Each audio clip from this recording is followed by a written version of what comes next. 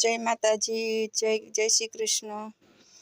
आज આપણે રેસીપીમાં લઈને આવ્યા છીએ ખમણ ઢોકળા। તો ચાલો આપણે ચાલુ કરી દઈએ ખમણ ઢોકળાની રેસીપી। તો આપણે આ એટલો લોટ લીધો છે અને એને આપણે છારી લઈએ।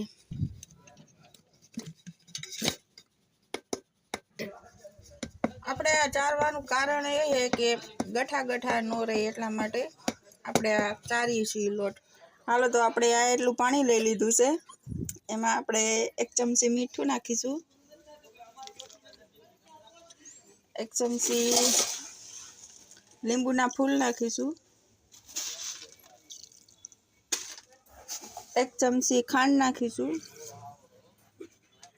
ને એટલી આપણે હળદર નાખીશું કલર માટે। આ આપણે ચણાના લોટમાં નાખીશું, મિશ્રણ કર્યું ને એ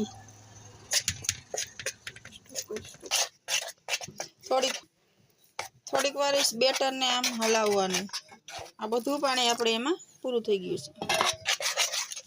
300 ગ્રામ લોટ હતો આપણે આ ચણાનો।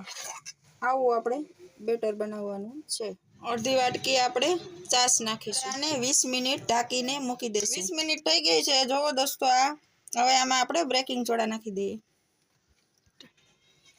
હવે આપણે આ થાળીમાં લઈ લઈશું, અને આપણે તેલવાળી કરી લીધી છે કારણ કે આસાનીથી ઢોકળા નીકળી જાય। આ આપણે આમાં લઈ લઈએ બધાય।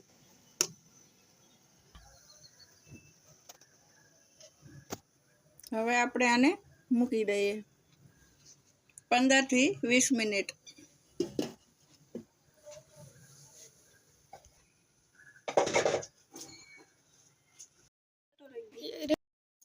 ને આ પાણી ને આટલી ખાંડ।